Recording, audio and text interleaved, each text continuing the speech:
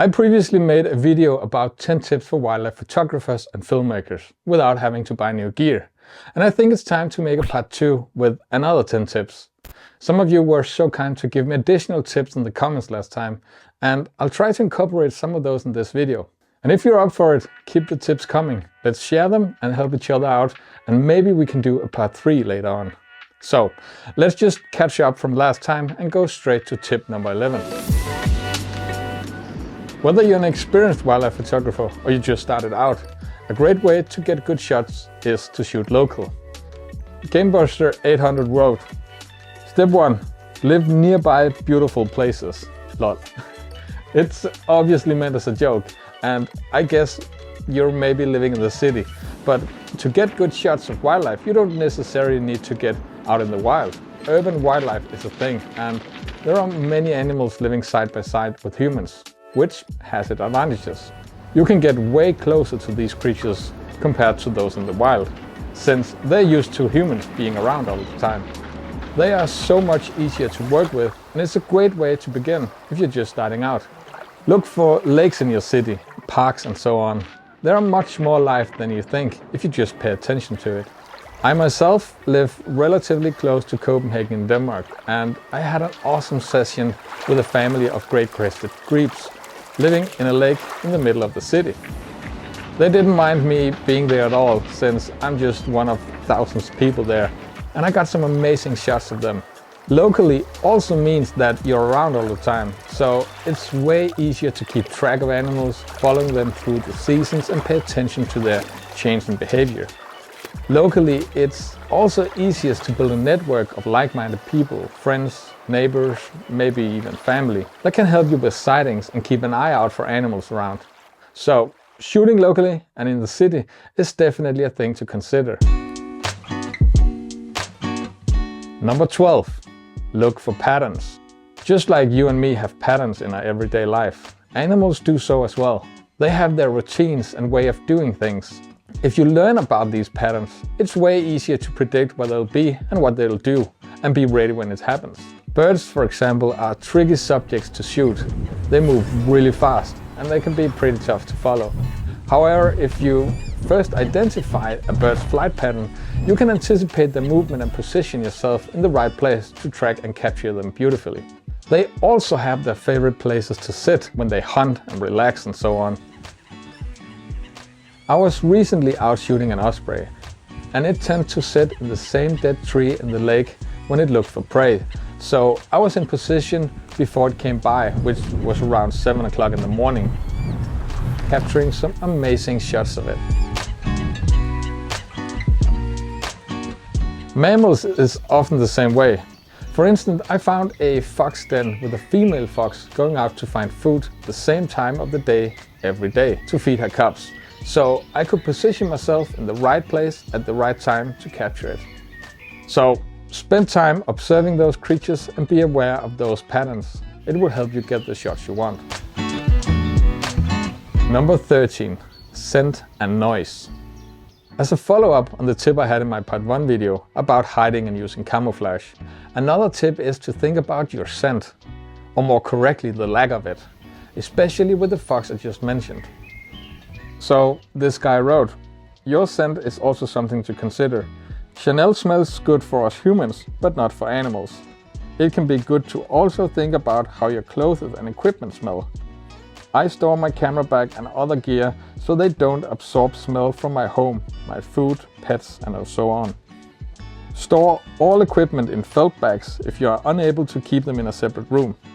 Wash your clothes with unscented detergent. There are special detergents that hunters use, and it might be worth trying. That is definitely a great tip, and thank you for that. Many mammals especially has a really great sense of smell, so make sure to be as scentless as possible.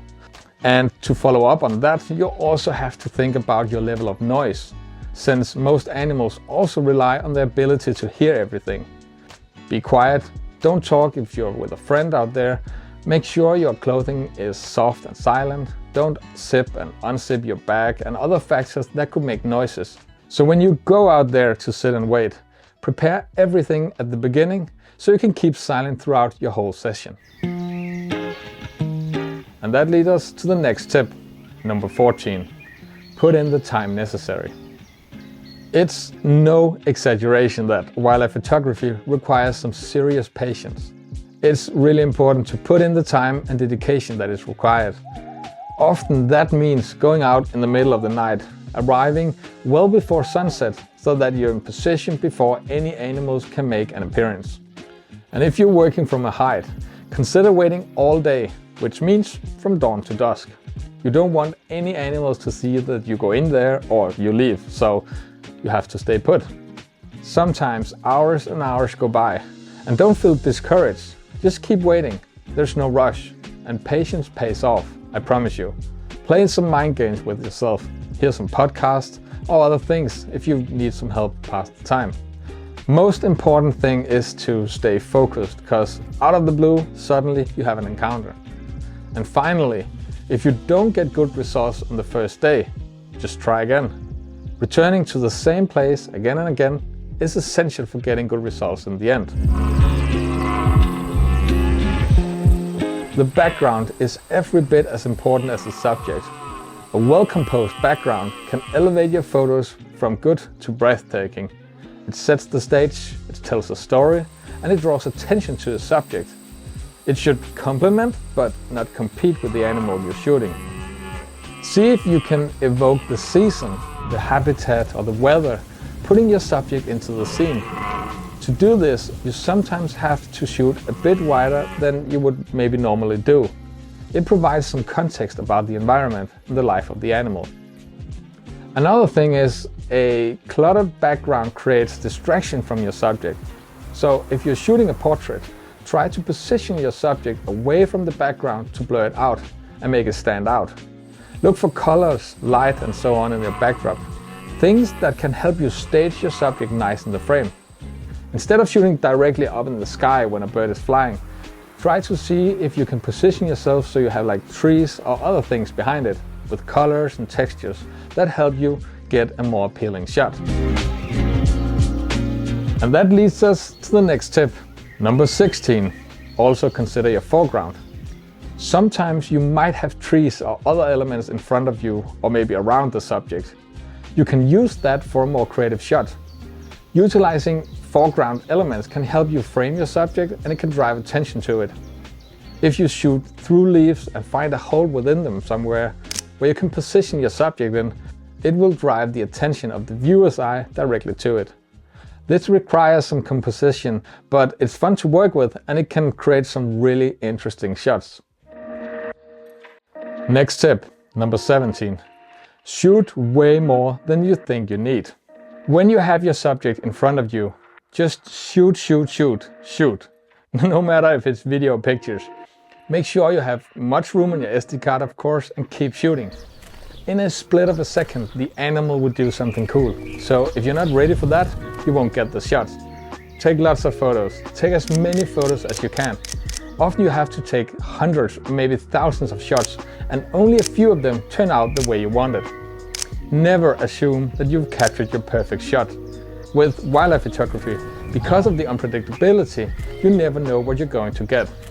Put your camera down for a moment, and there's a chance you'll miss that perfect shot. And when you shoot, make sure your camera is set to burst mode, so you're shooting a bunch of pictures when you hold down the trigger. With video, it's the same thing. Just have your camera recording, though your subject is just sitting still, not moving. Suddenly it will move, and if you're not recording, you won't be able to get that shot, unless you have some sort of pre-recording system. You can always delete those shots when nothing is happening and save the ones with the action. For doing this, you also have to have enough batteries with you, of course. Tip number 18. Good ethics. It's important to make an ethical approach to wildlife photography a foundation in your work. Disturbing and disrupting animals for the sake of a good shot is never acceptable, and it rarely achieves good results anyway. Doing things properly with consideration for the animals you're working with is a must. This is also connected to having good fieldcraft. If you do accidentally disturb an animal in your efforts to get the shot, don't beat yourself up about it. As long as you recognize the disturbance, you back away and you adjust your approach next time. Then you've done everything you can. Let me just list some of the ethics to keep in mind. Being quiet and discreet. Not only does this increase your chances of actually seeing something, but it reduces the disturbance to the nature out there. There are also sometimes laws in place to protect the wildlife, and they should always be obeyed, of course. Don't use live bait. Personally, I don't see a problem using dead bait as long as it's ethically sourced, like for instance collecting roadkills for birds of prey. Leaving it in the forest or on a field is a safer way for scavengers to eat from it than sitting on a road doing it. And never make a pattern so animals get used to be feeded. That's just as important. Do not interfere with nests and stay at a safe distance from them. Many birds of prey leave their nest if they see intruders nearby, so they won't reveal the location of their nest and their eggs. If people then stay too long, the eggs get cold and die. And if there are chicks in the nest, the adults won't be able to protect them from ravens and so on. So stay away and watch from a long distance, shooting with a teleconverter or something else to get more zoom, if you really want to get those shots. And if you're shooting an animal and it appears to be distressed, don't continue to do so. Be aware of its signs and back away.